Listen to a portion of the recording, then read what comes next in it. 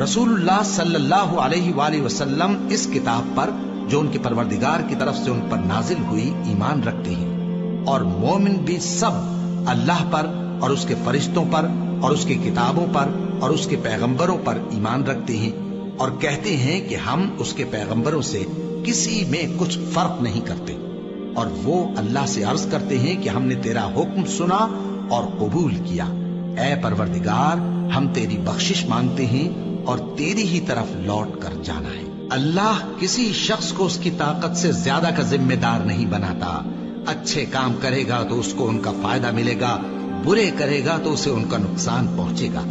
اے پروردگار، اگر ہم سے بھول یا چوک ہو گئی ہو تو ہم سے مواخذہ نہ کیجو۔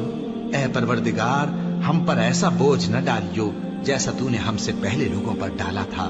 اے پروردگار، جتنا بوجھ اٹھانے کی ہم میں طاقت نہیں اتنا بوجھ ہم پر نہ رکھیو، اور اے پروردگار، ہمارے گناہوں سے درگزر کر اور ہمیں بخش دے اور ہم پر رحم فرما۔ تو ہی ہمارا مددگار ہے، سو ہم کو کافروں پر غالب کر۔